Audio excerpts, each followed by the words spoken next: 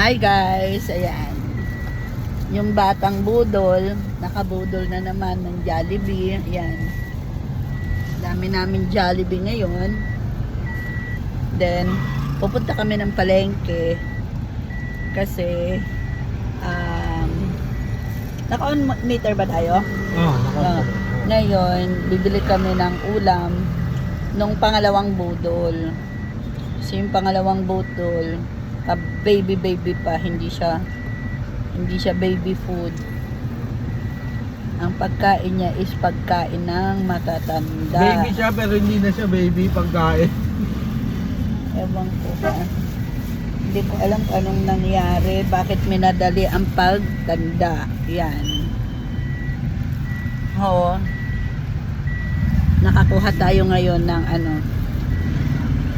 incentives. Hindi, mali pala. The benefits pala, mali.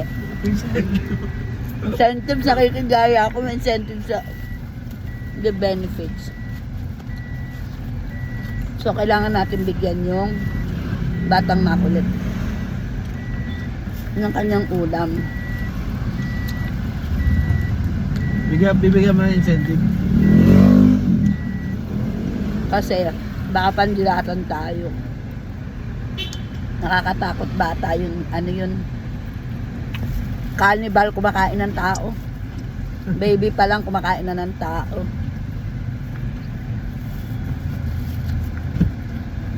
Kaya niyang baliktarin yung mundo pag nagalit.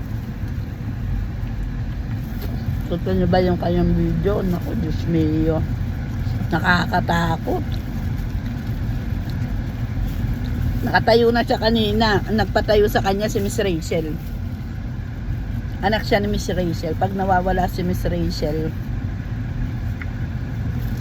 magulo ang mundo. Saan tayo magpa-park? Third floor. Hindi, dyan tayo sa hazard mo lang, sabi mo may bibilhin lang ako.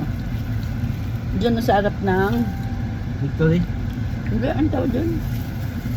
Yung hardware. Hardware kasi bibila akong kadena. Bibila akong kadena kasi ninakaw lahat ng namin. Nang? Ng Okay. yung case.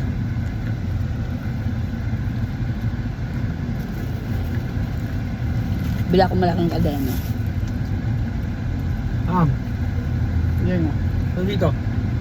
Yung dyan. May hardware dun banda eh. Tapat ng entrance. Yan.